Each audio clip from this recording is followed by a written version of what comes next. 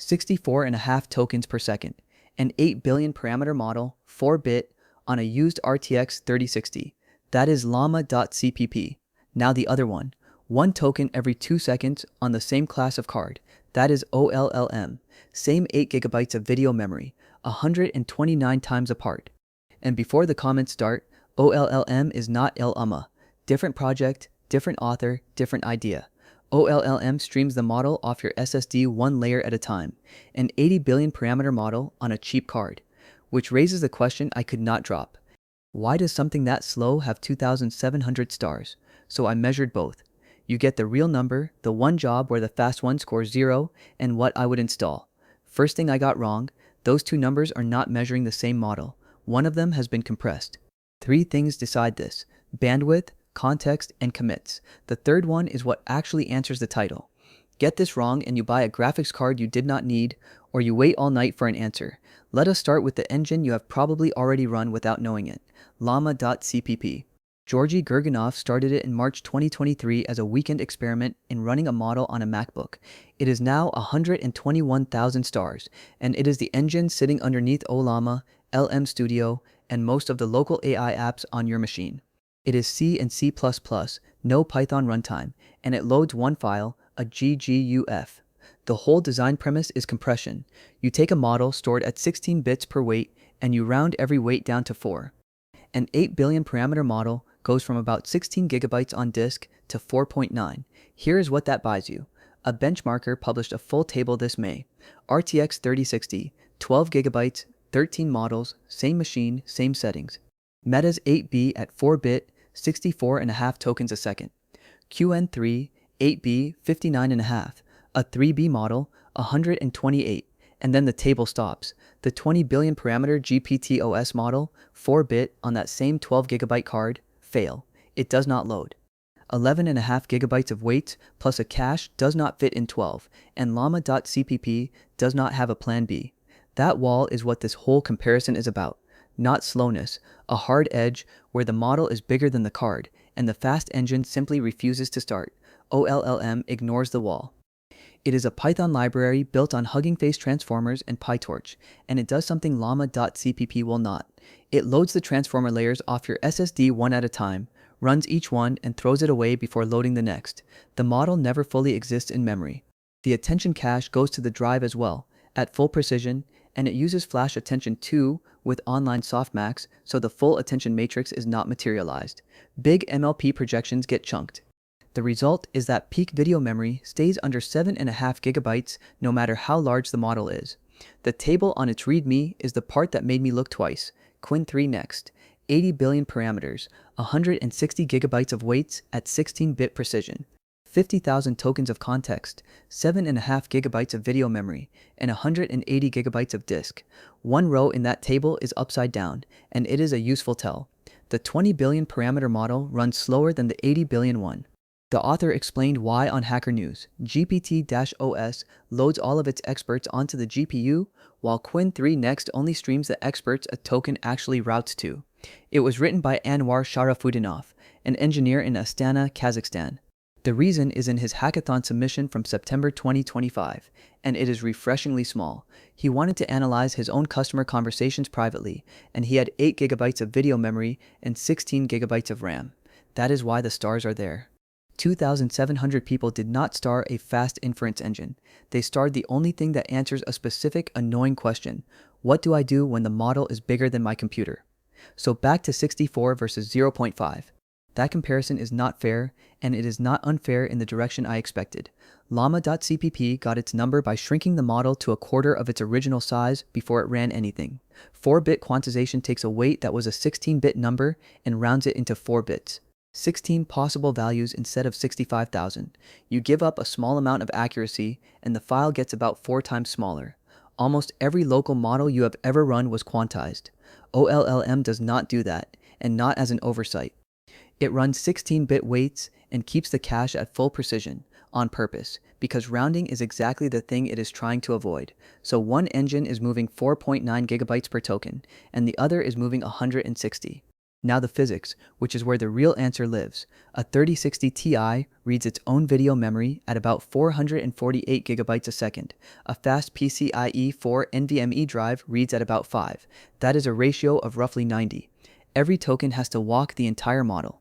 So whatever ratio your storage has, your tokens per second inherits it. The 129 times gap was never really about the code. It is a memory bus against a disk cable showing up as a number you can watch on screen. I checked the llama CPP side twice because 129 looked like an arithmetic slip in my own notes. It was not. That is what a drive costs you. You can watch it happen in the utilization graph. During oLLM decode, the GPU spends most of its time idle, waiting for the drive to hand it the next layer. The expensive part of your machine is parked. Someone on the Hacker News thread asked the obvious question, and asked it better than I would have. Why even bother with the GPU at that point? CPU would be just as fast if you are bottlenecked on SSD bandwidth. The author replied in the thread, the GPU still does the arithmetic far faster than a CPU does, and loading from RAM beats loading from a drive, so you want every tier you can get. The bottleneck moved. It did not disappear. The sharpest counter-argument in that thread came from someone with an M2 Max and 64 gigabytes of unified memory. Comparable model, 4-bit, using MLX 42 tokens a second. Same idea, opposite conclusion. Fit the model into fast memory, and you win by 80 times. Alright, make it a fair fight.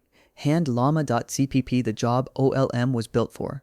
A model much bigger than anything you own, streaming off a disk. Does it even try? It does, sort of, and mostly by accident.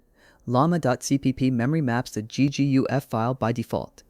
When the model is larger than your RAM, the operating system pages the weights in from disk as they get touched. It was not designed as an offload strategy. It is just what memory mapping does. There is one good measurement of it. Back in January 2025, someone ran DeepSeek R1 at 2-bit, a 212 gigabyte file on 96 gigabytes of RAM and a 3090 streaming off a PCIe 5 drive at 8,000 tokens of context, about 1 token per second. Running 8 generations at once pushed the aggregate to 2.08 tokens a second, because while one stream waits on the disk, another one is computing. That overlap is a trick oLLM does not currently have. So even on oLLM's home turf, llama.cpp is 2 to 4 times faster. Look at what it had to do to get there though. It compressed the model down to 2 bits per weight, not 4, 2, and the accident has hard limits. In a discussion thread this January, a maintainer put it flatly. Llama.cpp does not deliberately offload to disk. Turn off memory mapping on a model bigger than your RAM and it does not run slowly. It stops with an out-of-memory error. The flag people actually reach for is n-cpu-moe, merged in August 2025. It keeps a mixture of experts model on the GPU and pushes the expert weights into system RAM. RAM, not disk. Different problem and much better numbers than either of these two. Llama.cpp has a knob for the cache too. Set cache type K and cache type V to Q8 and you roughly have the memory the cache eats for a small quality cost. Even the memory problem has a compression answer over on that side, which brings us to the one column where oLLM has a number and llama.cpp has a blank, not model size, which surprised me. Context length. Take an 8 billion parameter model at 100,000 tokens of context, full precision. The weights are 16 gigabytes. The attention cache is 52.4 gigabytes. The cache is more than 3 times the size of the model, and it grows with every token you generate. oLLM runs that. 6.6 gigabytes of video memory, 69 gigabytes of disk. The cache lives on the drive, written and read as attention needs it, at full precision, with nothing trimmed off the front. Llama.cpp on 8 gigabytes has a much lower ceiling. 2 independent write-ups this spring reached the same advice. Treat 32,000 tokens as your target on an 8 gigabyte card. That is already about 6.8 gigabytes with a 4-bit 8B model. 64,000 will probably crash. So there is a shape of job where the speed comparison stops working because one side does not finish at all. One enormous document, full precision, 8 gigabytes of video memory, no cloud because the document cannot leave the building. That is exactly what the author says it is for. Contracts, regulatory filings, a patient history, a year of log files. Read the whole thing in one local pass and get 500 tokens of answer in under an hour. As a product description, that is unusually plain. What it is not for is chat, and he says so himself in the coverage. This is an execution path for large context offline passes, not a drop-in replacement for serving. A tool that tells you where it does not work is doing you a favor. which leaves the third measurement, and it is the one I would actually use to answer the title, not tokens per second, commits. I pulled both repositories this morning. llama.cpp had tagged 5 separate builds in the previous 48 hours. 5. The most recent one landed a few hours before I wrote this line, and the one before it added speculative decoding support for a model released this year. oLLM has had exactly one commit in all of 2026, 2 days ago. Version 1.0.4, described in the message as a small update. It changes one line in the project file, pinning a library version. The last commit that changed how anything behaves was the 29th of November, 2025. That is 8 months. The roadmap the author posted at launch, 100,000 token context on 12 gigabytes, and a better cache algorithm for mixture of experts models, none of it shipped. 2,700 stars, and the work stopped. There is also a question the project has not answered. Someone asked how badly this treatment shortens the life of an SSD. The author replied, and I respect the reply, good question, need to research this one. Almost a year later, there is still no right amplification figure anywhere in the docs. A paper from August 2025 made the broader argument against the whole approach, and the title does the work. SSD offloading for mixture of experts weights, considered harmful in energy efficiency. Pulling weights off a drive burns more joules than the cheap hardware saves you in dollars. So, which is actually faster? llama.cpp on every job where both engines produce a number at all by margins between 2 times and 130. That is the answer, and no amount of context fairness changes it. oLLM was never competing on that axis though. It is a working proof that the attention cache can live on a disk, and that is a useful thing to have proven. The idea is more interesting than the throughput, and sooner or later somebody will implement it properly in C++. Here is how I would actually decide. If you want to talk to a model, install llama.cpp, quantize to 4-bit km, cap your context at 32,000 tokens, and stop reading benchmark tables. If the model does not fit, still llama.cpp. Try n-cpu-moe first, then let memory mapping page from an NVMe drive and make peace with 1 to 2 tokens a second. If you need 100,000 tokens at full precision on 8 gigabytes and you can wait, oLLM is currently the only thing that does it. That last group is small. It is also real, and until llama.cpp puts the attention cache on a disk properly, that group is the entire reason this project exists. Both repos are linked below.